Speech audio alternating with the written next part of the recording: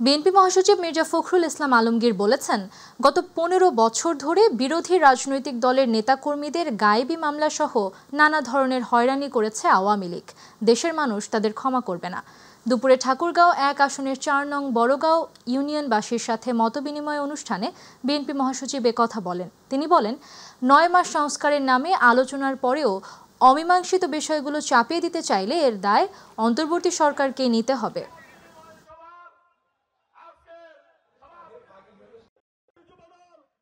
আমরা এই সরকারকে খুব পরিষ্কার করে বলে দিতে চাই যে দীর্ঘ ৯ মাস আপনি যে সংস্কারের নাম করে সব রাজনৈতিক দলগুলোর কথাবার্তা বললেন এবং একটা একমত হলেন অনেকগুলো বিষয়ে, সেই একমত হওয়া বিষয়ের বাইরে আপনি কোনো কিছু যদি গায়ের জন্য এই দেশের মানুষের উপর চাপাই দিতে চান, তার সব দায়িত্ব আপনার দেশের মানুষটা গ্রহণ করবে না। যারা সংস্কারের পক্ষে তাদের নিয়ে জোট হতে পারে, যারা সংস্কারের বিপক্ষে অবস্থান নিয়েছে তাদের সঙ্গে কোনো জোট নয় বলে জানিয়েছেন এনসিপির দক্ষিণাঞ্চলের মুখ্য সংগঠক হাসনাত আবদুল্লাহ।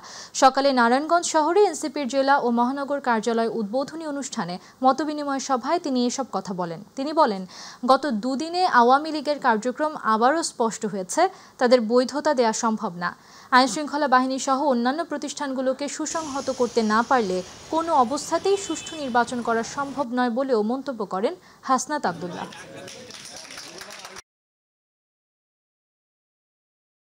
আওয়ামী লীগের যে পতন সেটি কিন্তু কোনো নিয়মতান্ত্রিকভাবে হয়নি, যে ব্যালটের মাধ্যমে সেটি হয়েছে। আবার ব্যালটের মাধ্যমে তাদের আমরা আবার তাদেরকে নিয়মতান্ত্রিকভাবে আবার রাজনীতিতে ফিরিয়ে নিয়ে আসার যেই কথা বলা হচ্ছে সেটি হবে। আওয়ামী লীগের পতন হয়েছে এটি গণঅভ্যুত্থানের মধ্য দিয়ে। গণঅভ্যুত্থানের ম্যান্ডেট হচ্ছে জনতার ম্যান্ডেট এবং এটি হচ্ছিল এটি সার্বজনীন ম্যান্ডেট। তো এই দলটিকে ফিরিয়ে আনার যারা বৈধতা উৎপাদন করছে তারা মূলত আগুন সন্ত্রাসের পক্ষে বৈধতা উৎপাদন করছে, তারা মূলত হচ্ছে বুলেটের পক্ষে বৈধতা উৎপাদন করছে, এত বছর ধরে যারা ব্যাংক লুট করেছে তাদের পক্ষে বৈধতা উৎপাদন করছে, তারা যারা গুম খুন হত্যা নির্যাতন নিপীড়ন যেটি হয়েছে সেটির পক্ষে বৈধতা উৎপাদন করছে। তো সেজন্য যারা ফেসিবাদ বিরোধী ক্রিয়াশীল যে রাজনৈতিক দলগুলো রয়েছে সেই রাজনৈতিক দলগুলোর ঐক্যবদ্ধ হওয়ার কোনো বিকল্প নেই। সেটির মধ্য দিয়ে আসলে আওয়ামী লীগের উপযোগিতা বাংলাদেশে যে বিনষ্ট হয়ে গিয়েছে, উপযোগিতার যে আর কোনো অবকাশ নেই, সেই জিনিসটি হচ্ছে তখন স্পষ্ট হবে। প্রধান উপদেষ্টার প্রেস সচিব শফিকুল আলম বলেছেন, নির্বাচন বাধাগ্রস্ত করতে দেশে জ্বালাও পোড়াও চালাচ্ছে আওয়ামী লীগ, তবে ফেব্রুয়ারির প্রথমার্ধে নির্বাচন হবে। সকালে কুমিল্লার ১৪ গ্রামে তিনি এই কথা বলেন। প্রেস সচিব আরও বলেন, দেশি বিদেশি কোনো শক্তি নেই যে নির্বাচনে বাধা দেবে বা বানচাল করবে। শফিকুল আলম আরও বলেন, রাজনৈতিক দলগুলোর মধ্যে মতবিরোধ থাকতে পারে, তবে সবাই নির্বাচনের প্রস্তুতি নিচ্ছেন।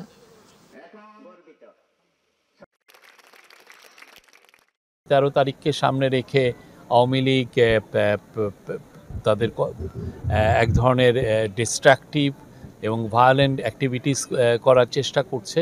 তা আমাদের পুলিশ সারা দেশেই অ্যালার্ট আছে এবং যথাবিহিত তারা অ্যাকশনে যাচ্ছে। ইলেকশন তার সময় মতো ফেব্রুয়ারির প্রথমার্ধে হবে। এখানে কোনো শক্তি নাই, কোনো আওয়ামী লীগের এই একটা দুইটা ককটেল নাই বা কোনো দেশি বিদেশি কোনো শক্তি নাই এই ইলেকশনকে তারা বানচাল করতে পারে। খুলনায় যুগোপযোগী প্রশিক্ষণের মাধ্যমে সক্ষমতা অর্জন করে একবিংশ শতাব্দীর কঠিন চ্যালেঞ্জ মোকাবেলায় প্রস্তুত থাকার জন্য আর্মি সার্ভিস কোরের সকল সদস্যদের প্রতি আহ্বান জানিয়েছেন সেনাবাহিনী প্রধান জেনারেল ওয়াকারুজ্জামান। সকালে খুলনা জেলার জাহানাবাদ সেনা বাসস্থ এএসসি সেন্টার অ্যান্ড স্কুলে আর্মি সার্ভিস কোরের ৪৪তম বাৎসরিক অধিনায়ক সম্মেলনে প্রধান অতিথির বক্তৃতায় তিনি এই আহ্বান জানান। সম্মেলনে সেনাবাহিনী উপস্থিত আর্মি সার্ভিস কোরের সকল অধিনায়কগণের উদ্দেশ্যে প্রধান অতিথির বক্তব্যে কোরের গৌরবোজ্জ্বল ঐতিহ্য এবং দেশমাতৃকার সেবায় অবদানের কথা উল্লেখ করেন। এছাড়া আর্মি সার্ভিস কোরের কর্মকর্তাদের সাথে মতবিনিময়কালে সেনাবাহিনী প্রধান এ কোরের প্রযুক্তিগত উন্নয়ন, গবেষণা, পেশাগত দক্ষতা বৃদ্ধি ও ভবিষ্যৎ পরিকল্পনা সহ বিভিন্ন বিষয়ে আলোকপাত করেন।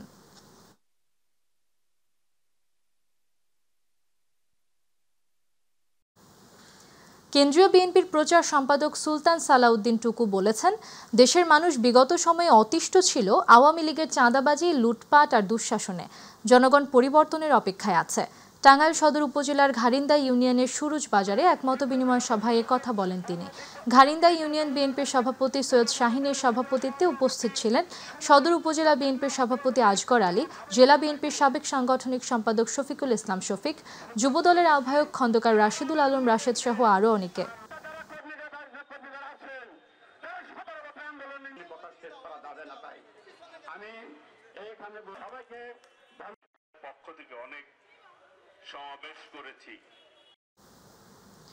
ঝালকাঠি নলছিটিতে ত্রয়োদশ জাতীয় সংসদ নির্বাচনকে সামনে রেখে নলছিটি উপজেলার 10টি ইউনিয়নে একযোগে বিএনপির গণমিছিল অনুষ্ঠিত হয়েছে। উপজেলার 10টি ইউনিয়নে বিএনপির মূল দল, যুবদল ও ছাত্রদল, শ্রমিক দল, কৃষক দল সহ বিপুল সংখ্যক সাধারণ ভোটার স্বতঃস্ফূর্তভাবে মিছিলে অংশ নেন। মিছিলে অংশগ্রহণকারী নেতাকর্মীরা জানান, বিএনপির পক্ষে এক অভূতপূর্ব গণজোয়ার সৃষ্টি হয়েছে।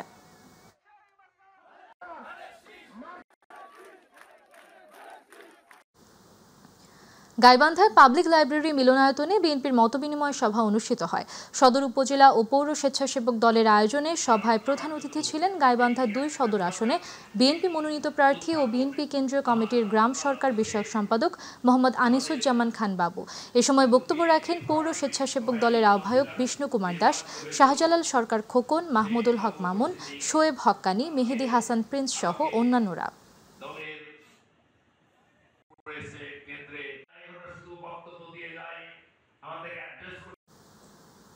ব্রাহ্মণবাড়িয়া 5 নবীনগর আসনে বিএনপির মনোনীত সংসদ সদস্য প্রার্থী উপজেলা বিএনপির সভাপতি অ্যাডভোকেট এম এ মান্নান সাংবাদিকদের সাথে মতবিনিময় করেছেন। দুপুরে ব্রাহ্মণবাড়িয়া প্রেস ক্লাব মিলনায়তনে আয়োজিত মতবিনিময় সভায় তিনি বলেন, সবার সহযোগিতায় এই আসন থেকে এমপি নির্বাচিত হলে নবীনগরকে সন্ত্রাস ও চাঁদাবাজ মুক্ত করা হবে। এ সময় জেলা বিএনপির যুগ্ম সম্পাদক মোহাম্মদ আজিম, সদস্য মাসুদুল ইসলাম মাসুদ, ত্রাণ ও পুনর্বাসন সম্পাদক মোহাম্মদ কাউসার, জেলা যুবদলের যুগ্ম সম্পাদক রুমেল আহমেদ সহ অন্যান্য নেতৃবৃন্দ উপস্থিত ছিলেন।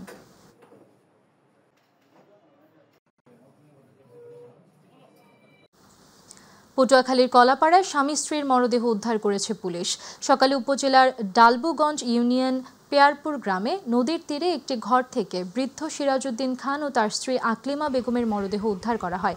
মৃত সিরাজউদ্দিন দীর্ঘদিন ধরে আন্ধারমানিক নদীতে খেয়া পারাপার করে জীবিকা নির্বাহ করতেন। প্রত্যক্ষদর্শীরা জানান, ঘটনাস্থল থেকে মরদেহ উদ্ধার করে ময়নাতদন্তের জন্য পটুয়াখালী মর্গে প্রেরণ করেছে।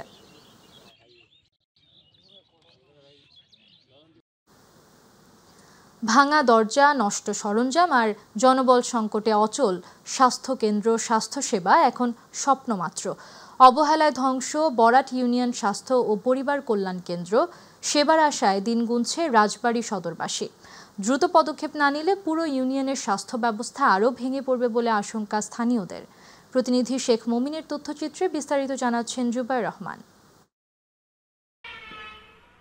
রাজবাড়ী সদর উপজেলার বরাট ইউনিয়নের একমাত্র স্বাস্থ্য ও পরিবার কল্যাণ কেন্দ্রটি এখন অচল। বছরের পর বছর সংস্কারহীনতা আর জনবল সংকটে পড়ে কেন্দ্রটি হারিয়েছে কার্যকারিতা। ফলে প্রাথমিক স্বাস্থ্যসেবা থেকে বঞ্চিত হচ্ছেন এলাকার হাজারো মানুষ। এই হসপিটালটা এখানে নির্মাণ করা হয়েছিল এই এলাকার দুস্থ মানুষের সেবার জন্য। স্থানীয়দের অভিযোগ, প্রতিদিন শতাধিক মানুষ চিকিৎসা সেবার আশায় এই কেন্দ্রে আসলেও বেশিরভাগ সময় খালি হাতে ফিরতে হয়। নিয়মিত চিকিৎসক না থাকায় বন্ধ হয়ে গেছে প্রায় সব কার্যক্রম। কেন্দ্রটিতে নেই পর্যাপ্ত ওষুধ কিংবা প্রয়োজনীয় সরঞ্জাম। পরিষ্কার টরিষ্কার করে ওষুধপাতি ঠিক মতো দিলে পারে গরিব মানুষ বাঁচত। এখানে সাধারণ গরিব মানুষের যে সমস্যা হয়, রাজবাড়ি দৌড়ে যাওয়া লাগে। এখন আকাজি হয়ে রয়েছে একদম বিলুপ্তর পথে। দীর্ঘদিন ফাঁকা পড়ে থাকায় জায়গাটি এখন পরিত্যক্ত। এমনকি মাদক সেবন সহ অসামাজিক কার্যকলাপও চলছে বলে অভিযোগ স্থানীয়দের। মাদক সেবন হয়, এগুলো যদি বন্ধ হয়, এগুলো ভূতের কারখানা হয়ে গেছে। এই হসপিটালটা ভালো হোক, এগুলা মানুষের গার পার ভাঙিয়ে পড়ে। প্রসব, টিকাদান ও পরিবার পরিকল্পনা সেবা দেওয়ার জন্য স্থাপিত এই কেন্দ্রটি এখন কেবল নামেই টিকে আছে। বিদ্যুৎ ও পানির সংযোগ অনিয়মিত থাকায় কর্মীরা থাকেন না, ফলে সেবা কার্যক্রমও বন্ধ। যে স্বাস্থ্য সেবা পেত সেটা থেকে বঞ্চিত হয়েছে। আমরা চাই যে তাদের সেবা দেওয়ার হোক। এটা উন্নত হলে এলাকার লোক জনগণ সুখী দুঃখী সব মানুষের ভালো সেবা পাবে। কেন্দ্রটি সচলের জন্য দ্রুতই কার্যকর ব্যবস্থা নেওয়ার আশ্বাস দিলেন সংশ্লিষ্টরা।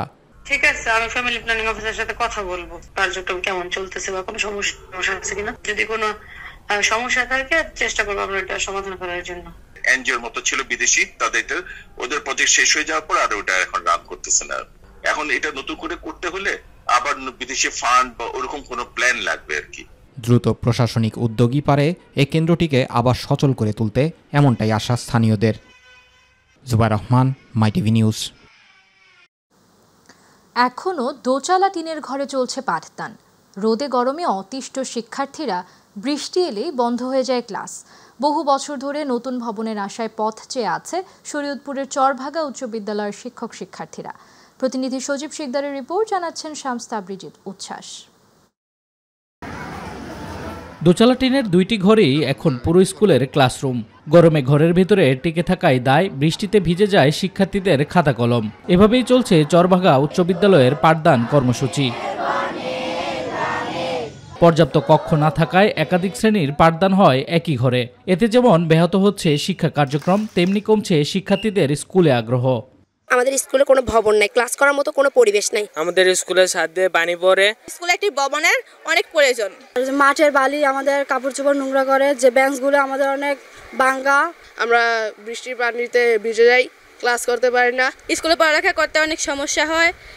আমাদের একটাই দাবি যে আমরা 5তলা ভবন চাই। ভালো ছাত্রগুলো ভর্তি হইতে আসে, যখন আসে আমাদের স্কুলের অবকাঠামো দেখার পরে তারা চলে যায়। শিক্ষকরা বলছে ভবনের জন্য বহুবার লিখিতভাবে জানিয়েছেন, কিন্তু এখনো নতুন ভবন নির্মাণ হয়নি। ঊর্ধ্বতন কর্তৃপক্ষের প্রতি দৃষ্টি আকর্ষণ করব, যাতে অতি সত্বর আমার স্কুলে একটা 5তলা ভবন প্রতিষ্ঠিত করে, যাতে আমাদের ছেলেমেয়েদেরকে সুন্দরভাবে আমরা লেখাপড়া করতে পারি। বিদ্যালয়টি প্রতিষ্ঠিত হয়েছিল শিক্ষার আলো ছড়িয়ে দেওয়ার প্রত্যয়ে, কিন্তু বছর ঘুরে বছর পেরোলেও নেই স্থায়ী ভবন। এখন এটি যেন সরকারের নজরদারির বাইরেই পড়ে আছে। শরীয়তপুর জেলার অভিভাবক, শরীয়তপুর জেলা বিএনপির সভাপতি জনাব শফিকুর রহমান কিরণ সাহেবের প্রতি অনুরোধ করব জেলা প্রশাসক সাহেবের কাছে যে উনি যেন আমাদের স্কুলের অবকাঠামো উন্নয়নের জন্য প্রয়োজনীয় পদক্ষেপ গ্রহণ করেন। শিক্ষা প্রকৌশল অধিদপ্তর জানিয়েছে নতুন ভবনের জন্য প্রস্তাব পাঠানো হয়েছে শিক্ষা মন্ত্রণালয়ে।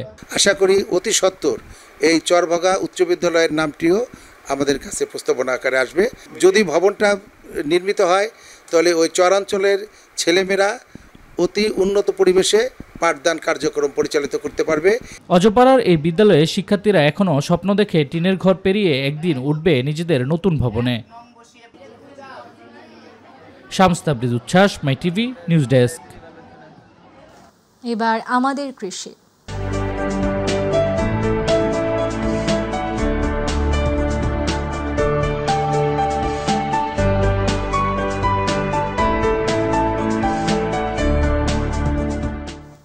পটুয়াখালীর বাউফলে 25-26 অর্থ বছরে প্রণোদনা কর্মসূচির আওতায় সূর্যমুখী, চীনাবাদাম, সয়াবিন, মুগ, মসুর, খেসারি ফলন, বোরো উফশি ফসলের আবাদ উৎপাদন বৃদ্ধির লক্ষ্যে কৃষকদেরকে বিনামূল্যে বীজ ও সার বিতরণ করা হয়েছে।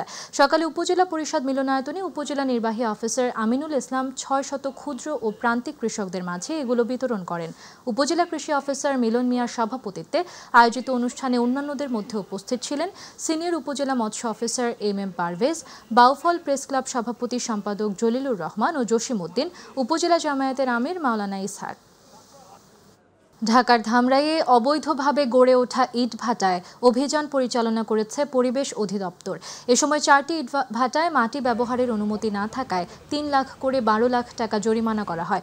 এছাড়া পরিবেশ অধিদপ্তরের অনুমতি না থাকায় 3টি ইটভাটার চিমনি সম্পূর্ণ ভেঙে দিয়ে বিদ্যুৎ সংযোগ কেটে ইটভাটাগুলোর সম্পূর্ণ কার্যক্রম বন্ধ ঘোষণা করেন পরিবেশ অধিদপ্তরের ভ্রাম্যমাণ আদালত। পরিবেশ অধিদপ্তরের পরিচালক সৈয়দ ফরহাদ হোসেনের নেতৃত্বে ভ্রাম্যমাণ আদালত পরিচালনা করেন পরিবেশ অধিদপ্তরের এক্সিকিউটিভ ম্যাজিস্ট্রেট মোহাম্মদ রেজওয়ানুল ইসলাম। অভিযানে 3টি ইটভাটার বিদ্যুৎ সংযোগ কেটে চিমনি ভেঙে সম্পূর্ণ কার্যক্রম বন্ধ ঘোষণা করা হয়েছে। চট্টগ্রাম 3 সন্দ্বীপ আসনে বিএনপির জনসভা অনুষ্ঠিত হয়েছে। হারামিয়া ইউনিয়ন পরিষদ মাঠে আয়োজিত এ জনসভায় সভাপতিত্ব করেন ইউনিয়ন বিএনপির সভাপতি জাহাঙ্গীর হোসেন এবং অনুষ্ঠান সঞ্চালনা করেন সাধারণ সম্পাদক আলাউদ্দিন আহমেদ। সভায় বিশেষ অতিথি ছিলেন উপজেলা বিএনপির যুগ্ম আহ্বায়ক কাউসার আহমেদ, চেয়ারম্যান নাসির কবির মনির তালুকদার, পৌরসভা যুগ্ম আহ্বায়ক মাইনুদ্দিন শামীম এবং মহিলা দলের সভাপতি কুলসুমা বেগম খেলনা। এই সমাবেশ কোনো ব্যক্তি বিশেষের নয়, এই সমাবেশ দেশনেত্রী বেগম খালেদা জিয়ার সমাবেশ। আগামী দিনের রাষ্ট্রনায়ক, গণমানুষের নেতা, আমাদের অভিভাবক জনাব তারেক রহমানের পক্ষ থেকে আপনাদেরকে অভিনন্দন ও শুভেচ্ছা।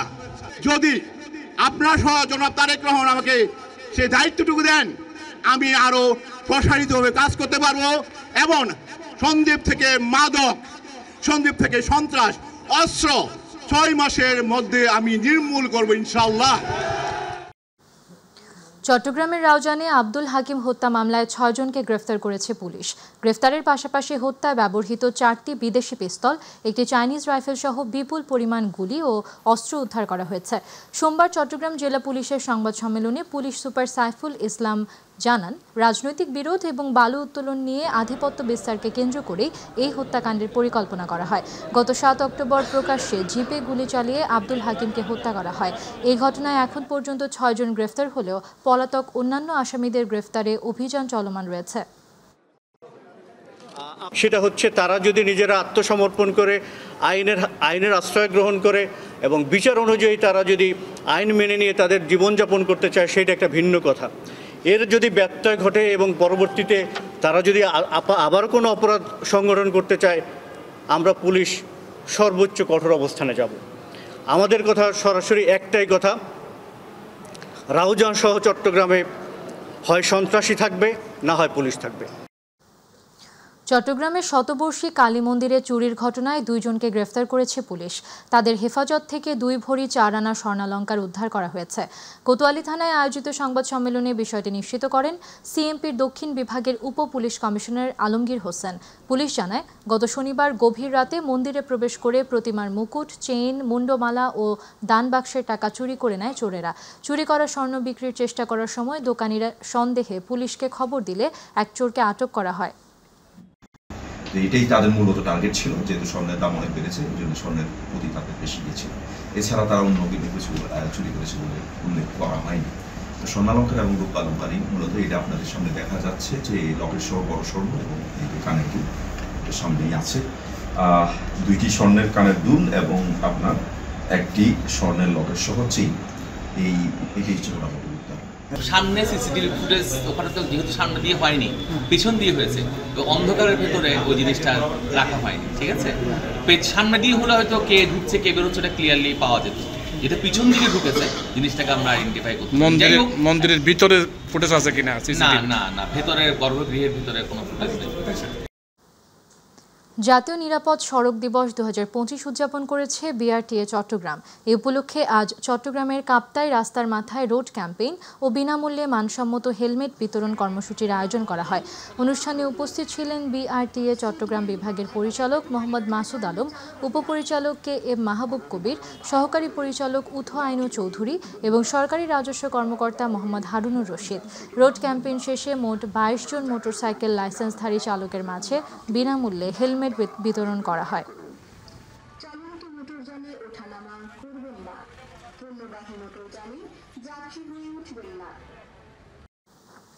চট্টগ্রামে Bangladesh railway employees League BREL এর 51তম প্রতিষ্ঠাবার্ষিকী উপলক্ষে বিশাল শ্রমিক সমাবেশ অনুষ্ঠিত হয়েছে। গতকাল সিআরবি চত্বরে চট্টগ্রাম অঞ্চল BREL এর উদ্যোগে এ অনুষ্ঠান হয়।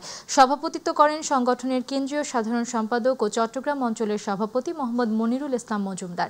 সমাবেশে প্রধান অতিথি ছিলেন বিশিষ্ট পরিবেশ বিজ্ঞানী ও চট্টগ্রাম মহানগর জামায়াতের আমির মোহাম্মদ নজরুল ইসলাম। প্রধান বক্তা ছিলেন BREL কেন্দ্রীয় সভাপতি মোহাম্মদ আক্তার জামান। বিশেষ অতিথি ছিলেন SM লুৎফর রহমান ও অধ্যক্ষ শামসুজ্জামান হেলালি এবং মোহাম্মদ সেলিম পাটোয়ারি।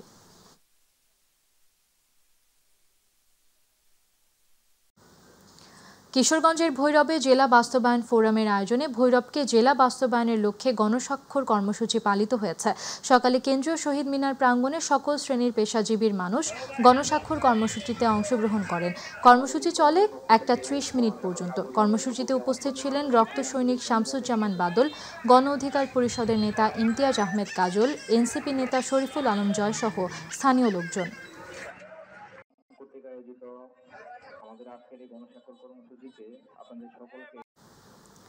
সিরাজগঞ্জের চৌহালি উপজেলায় বাংলাদেশ পল্লী উন্নয়ন বোর্ড কর্তৃক বাস্তবায়িত পল্লী জীবিকা প্রকল্প এর আওতায় 3 দিনব্যাপী প্রশিক্ষণ কর্মশালা অনুষ্ঠিত হয়েছে। প্রশিক্ষণে উপজেলার বিভিন্ন এলাকার 40 জন উপকারভোগী অংশগ্রহণ করেন। প্রশিক্ষণ চলাকালীন অনুষ্ঠানে উপস্থিত ছিলেন উপজেলা কৃষি কর্মকর্তা মোহাম্মদ জাহিদুল ইসলাম এবং উপজেলা পল্লী উন্নয়ন কর্মকর্তা ও প্রশিক্ষণ কোর্স সমন্বয়ক মোহাম্মদ সেলিম হোসেন। এ সময় স্থানীয় সাংবাদিক, উপকারভোগী ও সংশ্লিষ্ট কর্মকর্তারা উপস্থিত ছিলেন। প্রশিক্ষণে অংশগ্রহণকারীদের আত্মকর্মসংস্থান, ক্ষুদ্র উদ্যোক্তা সৃষ্টি, কৃষি ও পল্লী উন্নয়নের নানা দিক নিয়ে ব্যবহারিক দিক নির্দেশনা প্রদান করা হয়।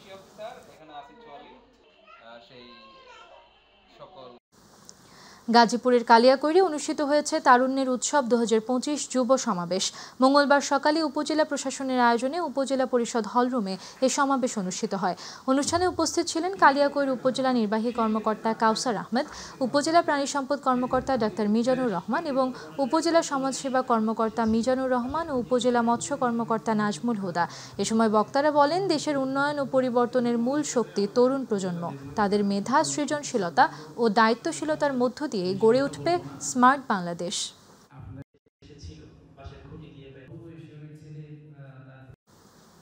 গণমাধ্যমের অপসাংবাদিকতা প্রতিরোধ এবং বস্তুনিষ্ঠ সংবাদ পরিবেশন নিশ্চিত করার লক্ষ্যে মুন্সিগঞ্জে দিনব্যাপী উচ্চ মানসম্পন্ন প্রশিক্ষণ কর্মশালা সফলভাবে অনুষ্ঠিত হয়েছে।